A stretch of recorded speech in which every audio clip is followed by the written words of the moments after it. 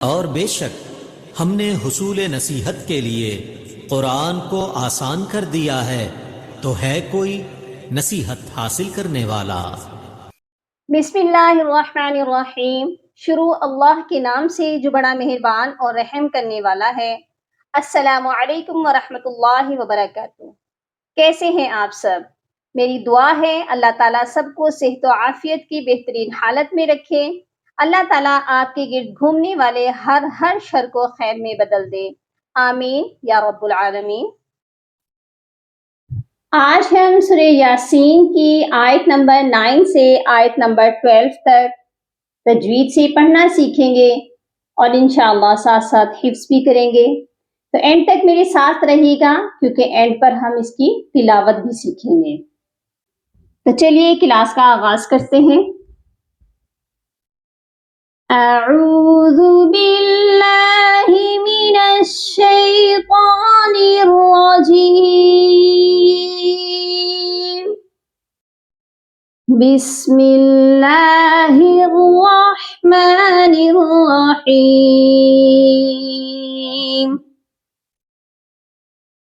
وَجَعَلْنَا مِن بَيْنِ أَيْدِيهِمْ، یہاں پر دیکھیے وَجَعَلْنَا، یہاں پر نون کے ساتھ الف ہے یعنی الف مدہ ہے، اس کو ہم نے ایک الف کے برابر لمبا کر کے پڑھنا ہے۔ وَجَعَلْنَا، اور نیکسٹ ورڈ ہے مِن بَيْنِ، اور بہت سے لوگ اس ورڈ پر مسٹیک کرتے ہیں، من نون کو بھی پڑھتے ہیں اور پھر میم کو بھی پڑھنے کی کوشش کرتے ہیں۔ تو یہاں پر اقلاب کا قاعدہ ہے، یعنی جب بھی نون ساکن کے بعد آپ کو با نظر آ جائے تو آپ سمجھ جائیے گا کہ ہم نے وہاں پر نون ساکن کو نہیں پڑھنا ہے۔ تو یہاں پر ہم نون ساکن کو نہیں پڑھیں گے، یہاں ہم میم کو پڑھیں گے، یعنی کہ ہم نے میم کو میم کے ساتھ ملا کر پڑھنا ہے کیونکہ اس کے بعد با آ گیا ہے۔ ہم نے نون کی آواز کو میم میں بدل دینا ہے۔ اقلاب کا مطلب ہوتا ہے بدلنا، تو ہم نے یہاں پر نون ساکن کی آواز کو میم میں بدلنا ہے۔ ٹھیک ہو گیا؟ یہ پڑھا جائے گا مِن بَيْنِ أَيْدِيهِمْ، اور یہاں پر دیکھیں ایدی، پہلی والی جو یا ہے یہ ہے یائے لین، اس کو ہم نہیں کھینچ کر پڑھیں گے، لیکن دیہم، بہت سے لوگ ادھر مسٹیک کرتے ہیں ایدیہم، تو ایدیہم نہیں ہوگا، دیہم، دی کو ہم اس لیے کھینچیں گے کیونکہ دال کے ساتھ یائے مدہ ہے اور یائے مدہ کو ایک الف کے برابر لمبا کر کے پڑھتے ہیں۔ یہاں پر ہم نے دال کو ایک الف کے برابر لمبا کر کے پڑھنا ہے۔ یہ پڑھا جائے گا ایدیہم، اور اس کے بعد دیکھیں میم ساکن ہے، میم ساکن پر یہاں اظہار شفوی ہوگا، یعنی کہ میم ساکن کے بعد اگر میم اور با آتا ہے تو ہم غنہ کرتے ہیں جو کہ میم کے غنے کہلاتے ہیں۔ تو یہاں میم کا غنہ نہیں ہوگا، یہاں صرف میم پر اظہار کرنا ہے۔ ایدیہم سدا ومن خلفہم، یہاں پر دیکھیے دال کی جو تنوین ہے اس کو ہم نے واو مشدد کے ساتھ ملا کر پڑھنا ہے، تو یہاں پر ادغام ہوگا، ادغام مع الغنہ ہوگا، یعنی ہم ملائیں گے اور غنے کے ساتھ ملا کر پڑھیں گے، اس کو کہا جاتا ہے ادغام مع الغنہ۔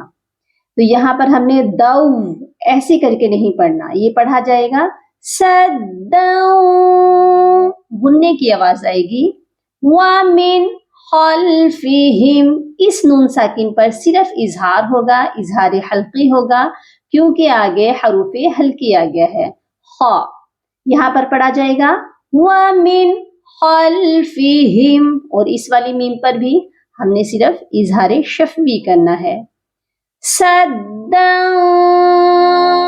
اور یہاں پر آپ دیکھیے بلو کلر بھی آپ کو نظر آ رہا ہے، آپ کو یہ نشانی ہے، یہ بھی آپ کو ہنٹ مل رہا ہے کہ ہم نے یہاں پر اخفا کرنا ہے، تو یہاں ہم غنہ نہیں کریں گے، سافٹ غنہ کریں گے، سدا فاغشیناہم، اس والی میم پر بھی ہم نے صرف اظہار کرنا ہے، فہم، اس میم پر بھی اظہار ہوگا، لا یبصرون، اور یہاں پر دیکھیے با پر قلقلہ ہوگا، کلر بھی آپ کو اشارہ کر رہا ہے کہ با پر قلقلہ ہوگا. فَأَغْشَيْنَاهُمْ فَهُمْ لَا يُبْصِرُونَ. ٹھیک ہو گیا. نیکسٹ آیت پر چلتے ہیں. وَسَوَاءٌ عَلَيْهِمْ. یہاں پر دیکھیے واو کے ساتھ الف مدہ ہے، اس کو ہم نے 5 الف کے برابر کھینچ کر لمبا کر کے پڑھنا ہے، اور ان کی جو تنوین ہے یہاں پر صرف اظہار حلقی ہوگا کیونکہ آگے پھر سے حروف حل کیا گیا ہے. وَسَوَاءٌ یہاں غنہ مت کریے گا. ٹھیک ہو گیا. عَلَيْهِمْ أَأَنذَرْتَهُمْ یہاں پر دیکھیے 2 حمزہ اکٹھے آئے ہیں، تو ایسا نہیں ہے کہ انذرتہم ایک ہی آپ پڑھیں، یہاں پر دونوں حمزہ کی آواز کلیئر ہونی چاہیے. أَأَنذَرْتَهُمْ نون ساکن پر اخفا ہوگا، اور را کو ہم نے موٹا کر کے پڑھنا ہے. کیسے پڑھا جائے گا؟ أَأَنذَرْتَهُمْ أَمْ لَمْ تُنذِرْهُمْ یہاں پر دیکھیے تقریباً جتنے بھی میم آ رہے ہیں کہیں پر بھی غنہ نہیں ہے، صرف اظہار ہے. ہم نے میم کو بس ظاہر کرنا ہے اور فوراً نیکسٹ ورڈ پر چلے جانا ہے. ام لم یہ ایسے پڑھا جائے گا. ام لم بہت سے لوگ ادھر غنہ کرتے ہیں تو یہاں غنّے نہیں ہوں گے. تنذرہم یہاں پر بھی دیکھیے نون ساکن پر اخفا ہوگا. تنذرہم لا یؤمنون. اور اس ورڈ پر بھی اکثر لوگ غلطی کرتے ہیں، یومنون پڑھتے ہیں، تو واؤ کے اوپر حمزہ ہے. حمزہ جب بھی کسی حرف کے اوپر آتا ہے نیچے والے حرف کو ہم نہیں پڑھتے ہیں، تو یہاں پر ہم نے واؤ کو نہیں پڑھنا، یہ پڑھا جائے گا یؤمنون، حمزہ پر جھٹکا دے کر پڑھا جائے گا. کلیئر ہو گیا. نیکسٹ آیت پر چلتے ہیں. انما تنذر یہاں پر نون مشدد پر غنہ ہوگا کیونکہ نون مشدد پر ہمیشہ غنہ کرتے ہیں. تنذر نون ساکن پر ہم نے اخفا کرنا ہے. من اتبع الذکر نون کو ہم نے تا مشدد کے ساتھ ملا کر پڑھنا ہے، اور نیکسٹ والے ورڈ میں عین کو زال کے ساتھ ملانا ہے، ذکر نہیں ہوگا. من اتبع الذکر بہت سے لوگ کاف پر قلقلہ کر دیتے ہیں، کاف پر قلقلہ نہیں کرنا. من اتبع الذکر وخشی الرحمن بالغیب. بالغیب کی با کے آگے دیکھیے گا کہ جیم کا وقف ہے، وقف جائز ہے، یہاں پر ہم وقف کر سکتے ہیں. تو با پر ہم قلقلہ کریں گے کیونکہ با ساکن ہوگا تو یہاں پر قلقلہ لازمی کیا جائے گا. یہ پڑھا جائے گا بالغیب. فَبَشِّرْهُ بِمَغْفِرَةٍ وَأَجْرٍ کریم. بِمَغْفِرَةٍ یہاں پر غین بھی موٹا ہوگا اور را کو بھی ہم موٹا پڑھیں گے کیونکہ را کے اوپر زبر ہے. یہاں پر دیکھیے گا غنہ کریں گے، ادغام ہوگا. یہاں پر تنوین کو ہم نے واو مشدد کے ساتھ ملا کر پڑھنا ہے تو ادغام کیا جائے گا. وَأَجْ اور اس کے جیم کو دیکھیے ریڈ کلر کا ہے. جیم جو ہے حروف قلقلہ ہے، اور حروف قلقلہ جب بھی ساکن ہوتے ہیں تو ان پر ہم قلقلہ کرتے ہیں، اسی لیے اس کو ریڈ کلر دیا گیا ہے. وَأَجْرٍ کریم اس والی را کی تنوین پر اخفا کریں گے. ٹھیک ہو گیا. نیکسٹ آیت پر چلتے ہیں. اِنَّا نَحْنُ نُحْيِي الْمَوْتَى یہاں پر نون مشدد پر غنہ ہوگا، اور نحن ہا کی آواز درمیان والے حلق سے آئے گی، نحيي الموتى، یا کو ہم نے لام کے ساتھ ملا کر پڑھنا ہے، اور موتا یہاں پر دیکھیے تا کے بعد ایک یا ہے جو کہ خالی ہے، اس کو ہم نہیں پڑھیں گے۔ وَنَكْتُبُ مَا قَدَّمُوا وَآثَارَهُمْ، یہاں پر دیکھیے وَآثَارَهُمْ، اس لفظ پر اکثر لوگ غلطی کرتے ہیں، وَآثَارَهُمْ، تو یہاں حمزہ کے اوپر کھڑی زبر ہے، اس کو ہم نے ایک الف کے برابر لمبا کر کے پڑھنا ہے، وَآثَارَهُمْ۔ اچھا، یہاں پر آپ کو ایک بہت ہی اہم وقف کے بارے میں بتاؤں گی کہ یہاں پر دیکھیے قا کا وقف ہے، قا جو ہے وقف مطلق کی علامت ہے، یہاں پر ہم وقف کر سکتے ہیں، اور اس کے ہی وقف کو ایک تھوڑا سا نشان بھی دیا گیا ہے، باؤنڈری میں آپ دیکھیے یہاں پر لکھا گیا ہے وقف غفران، اس باؤنڈری کے باہر جو وقف غفران لکھا ہے، اس وقف غفران کا کیا مطلب ہے؟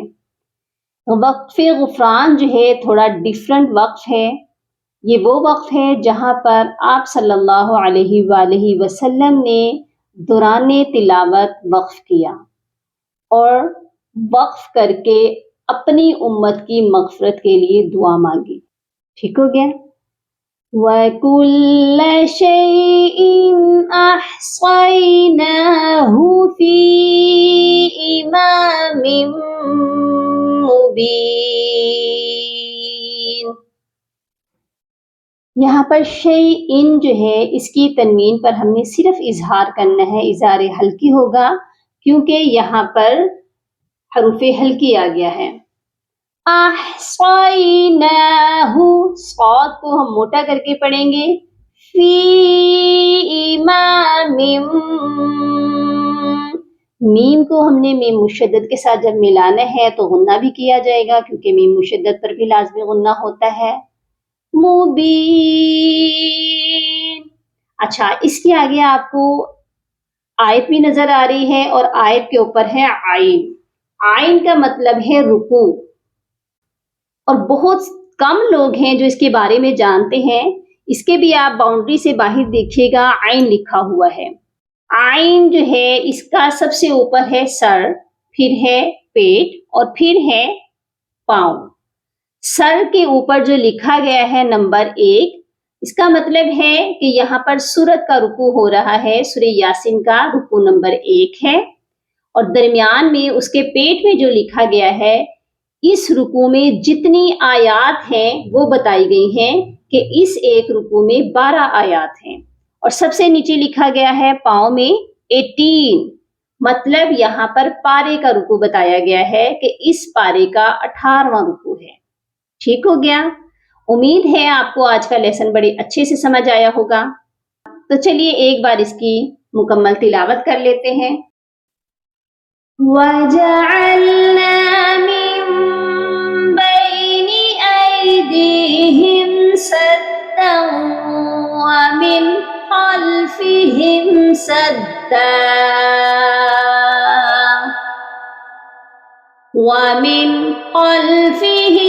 سَدًّا فَأَغْشَيْنَاهُمْ فَهُمْ لَا يُبْصِرُونَ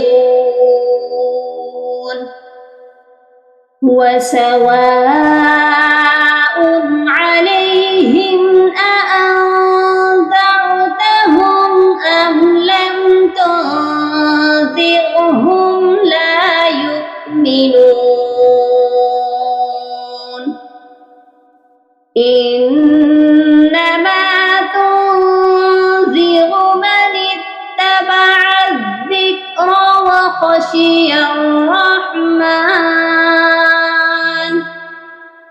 وَخَشِيَ الرَّحْمَنَ بِالْغَيْبِ فَبَشِّرْهُ بِمَغْفِرَةٍ وَأَجْرٍ كَرِيمٍ